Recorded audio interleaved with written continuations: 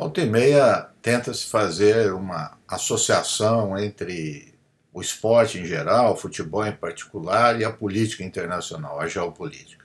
E quando vem a Copa, é compreensível que isso aconteça. Seleções carregam o nome dos seus países. Então, há todo a simbologia, a camisa, o hino nacional. Isso tudo acaba sendo também motivo para diferentes interesses. Então, cada um vai querer olhar para esse evento, para esse acontecimento, da forma como lhe convém. É compreensível que isso aconteça, mas é preciso um certo cuidado em fazer essas associações rápidas, simplistas, reducionistas. Quando nós mencionamos o nome de um país, Brasil, Estados Unidos, Irã, as diferenças são gritantes entre o governo, a sociedade, os seus diferentes grupos sociais, suas diferentes posições políticas. Então é muito importante não misturar isso. O caso da Copa que está acontecendo no Catar, então vem já à mente a questão do Oriente Médio, um país árabe. E é interessante que, por vezes, alguns lados opostos se encontram. Explica essa questão. Um deles é, obviamente, o preconceito mais rasteiro, dizer, mais vulgar.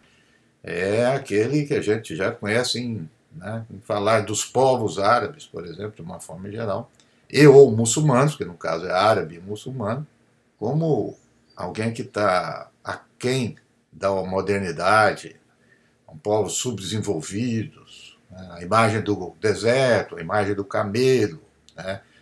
Então tudo isso povoa a mente e serve para muitos para fazer uma crítica em geral, independentemente de governo, independentemente de país, eles fazem em geral. Há um outro lado também, às vezes com maior boa vontade, às vezes não, querendo defender isso, dizendo que é preciso respeitar a cultura do povo, que isso é o ocidentalismo, que o Oriente Médio, o Oriente é assim mesmo, que não se pode, no caso, por exemplo, criticar o Catar.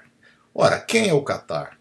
Como eu disse, o país tem o governo do Catar, tem a sociedade, tem o Catar, no caso, muitos migrantes. Então, portanto, vamos cuidar de falar o Catar. E no caso da elite que governa o Catar, da elite econômica, da elite política, que governa, que tem quantos negócios, na verdade eles oferem todos esses lucros, todas essas benesses em permanente articulação com o chamado Ocidente, com a chamada elite ocidental. Então, quando a gente olha para os negócios, não tem Oriente e Ocidente.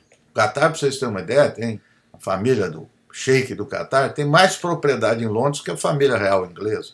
Tem negócios nos Estados Unidos com a elite americana, banca um dos clubes mais importantes do mundo, que é o PSG da França, faz doações para universidades, instituto de cultura.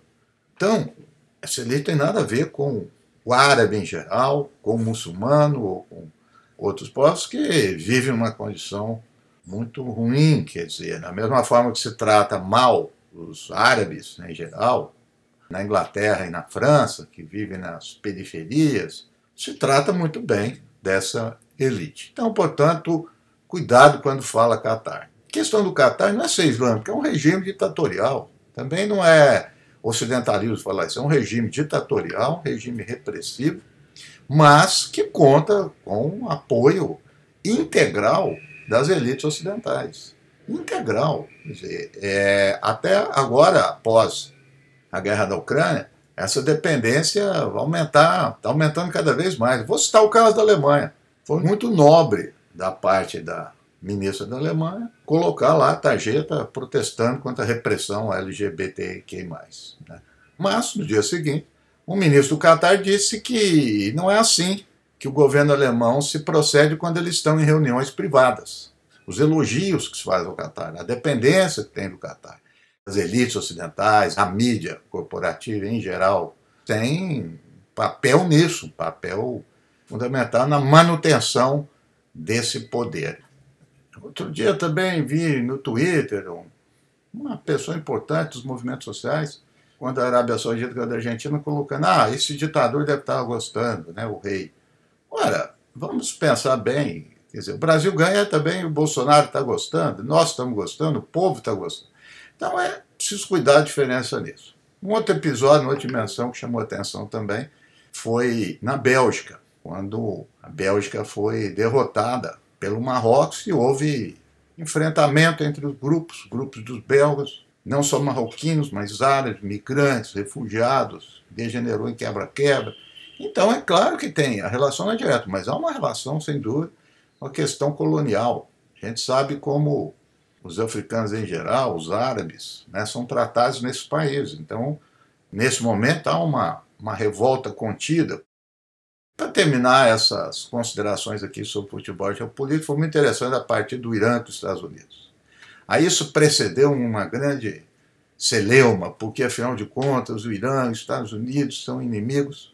O jogo foi limpo, não aconteceu violência de parte de ninguém, os jogadores até se abraçaram, a torcida, não houve problema algum. Então também é para ficar essa lição que, por vezes, o esporte, a atitude das pessoas dentro do esporte não se prende aos instrumentalismos daqueles que dominam a economia, dominam a política, e a eles interessa uma situação muito mais confusa, onde a gente não consegue ver direito o que é o povo, o que é os grupos sociais, o que é governo, o que é a nação.